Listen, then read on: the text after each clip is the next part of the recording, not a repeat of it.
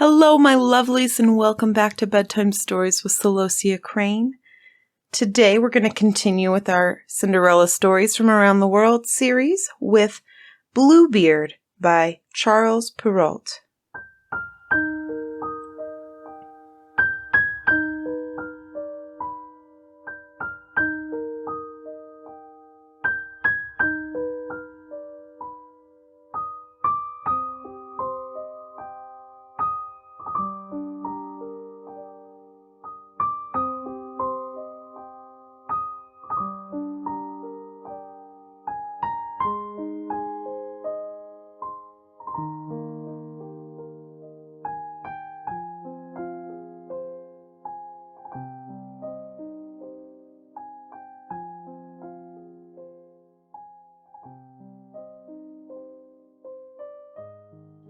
Once upon a time there was a man who had fine houses both in town and country, a deal of silver and gold plate, carved furniture, and coaches gilded all over.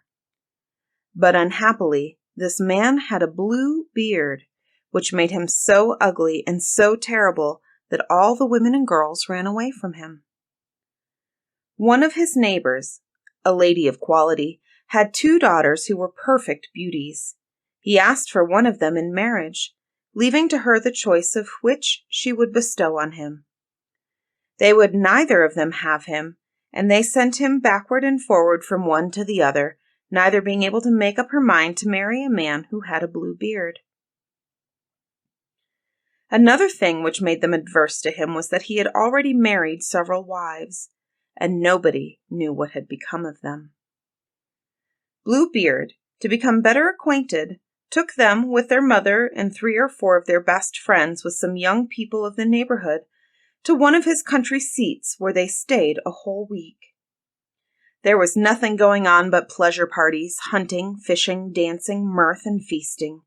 Nobody went to bed, but all passed the night in playing pranks on each other.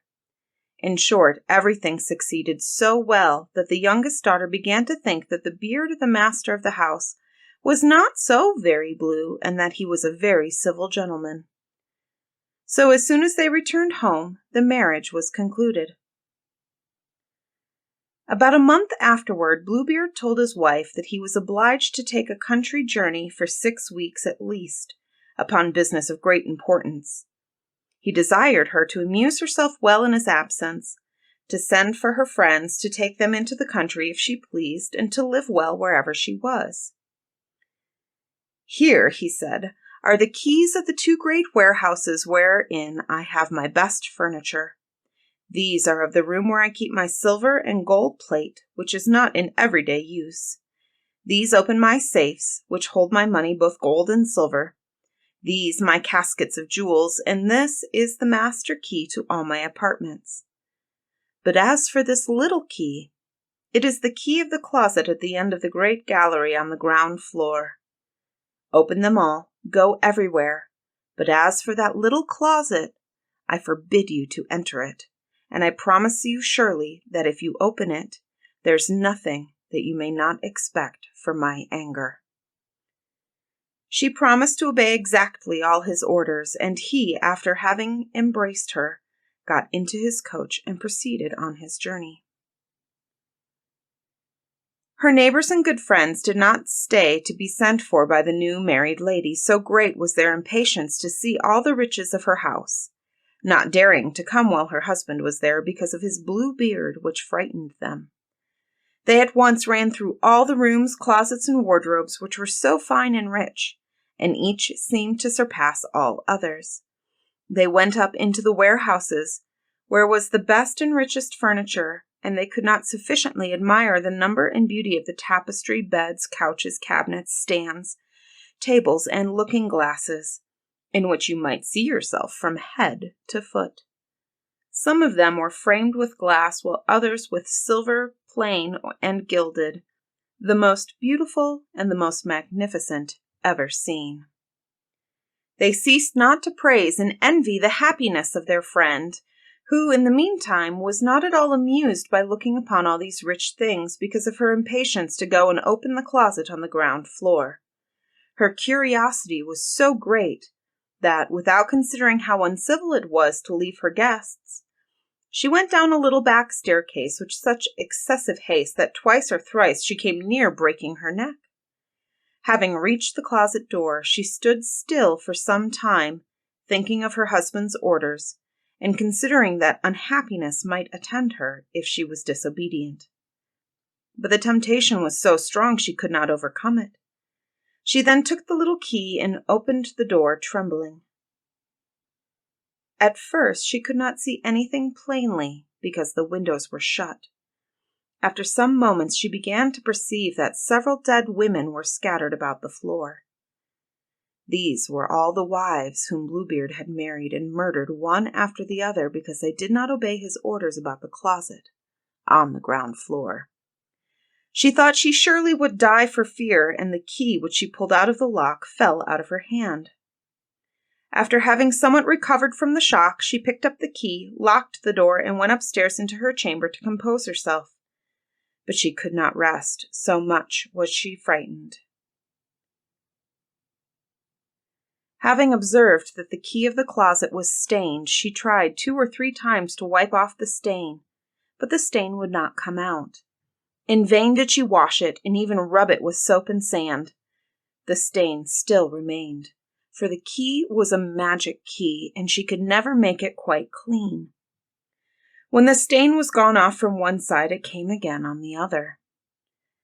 Bluebeard returned from his journey that same evening, and said he had received letters upon the road informing him that the business which called him away was ended to his advantage.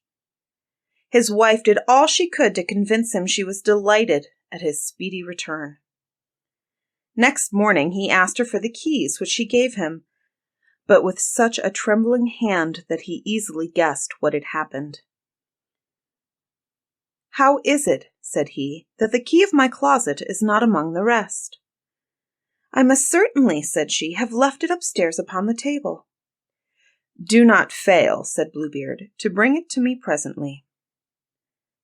After having put off doing it several times, she was forced to bring him the key.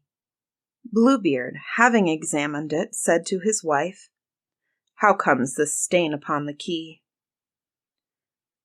"I do not know," cried the poor woman, paler than death. "You do not know," replied Bluebeard. "I very well know. You wish to go into the cabinet? Very well, madam. You shall go in, and take your place among the ladies you saw there." She threw herself weeping at her husband's feet, and begged his pardon with all the signs of a true repentance for her disobedience. She would have melted a rock, so beautiful and sorrowful was she, but Bluebeard had a heart harder than any stone. "You must die," said he, "and that at once." "Since I must die," answered she, looking upon him with her eyes all bathed in tears, "give me some little time to say my prayers." "I give you," replied Bluebeard, "1/4 of an hour, but not 1 moment more."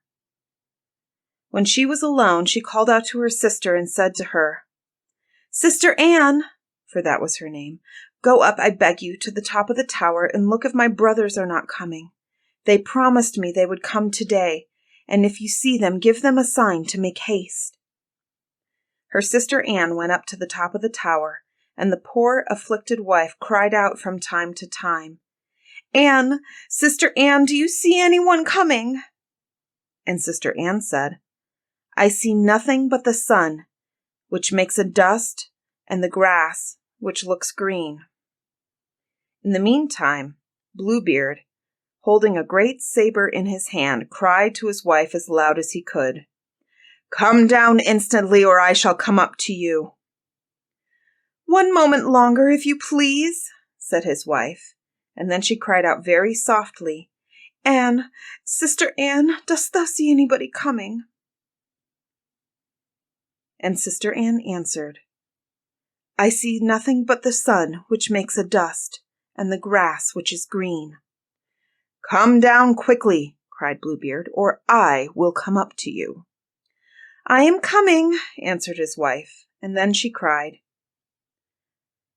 Anne, Sister Anne, dost thou not see anyone coming? I see, replied Sister Anne, a great dust which comes from this side. Are they my brothers? Alas, no, my sister. I see a flock of sheep. Will you not come down? Cried Bluebeard. One moment longer, said his wife, and then she cried out, Anne, Sister Anne, dost thou see nobody coming? I see, said she, 2 horsemen, but they are yet a great way off. God be praised, replied the poor wife joyfully. They are my brothers. I will make them a sign as well as I can for them to make haste. Then Bluebeard bawled out so loud that he made the whole house tremble.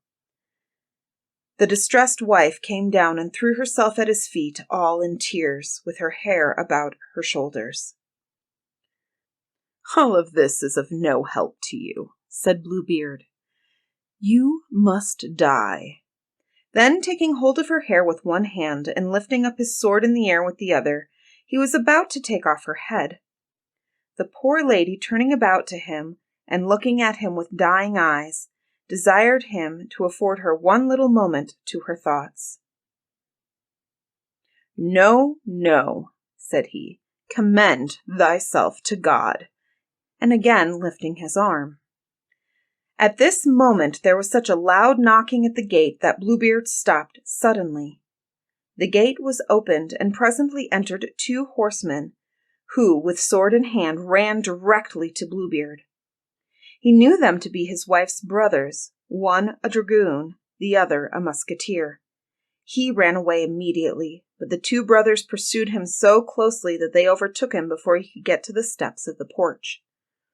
There they ran their swords through his body and left him for dead. The poor wife was almost as dead as her husband, and had not strength enough to arise and welcome her brothers. Bluebeard had no heirs, and so his wife became mistress of all his estate. She made use of one portion of it to marry her sister Anne to a young gentleman who had loved her a long while, another portion to buy captains' commissions for her brothers, and the rest to marry herself to a very worthy gentleman who made her forget the sorry time she had passed with Bluebeard. And that's the end of Bluebeard. Next week, we're going to take a large jump and leave European tales behind, so I hope you are looking forward to that.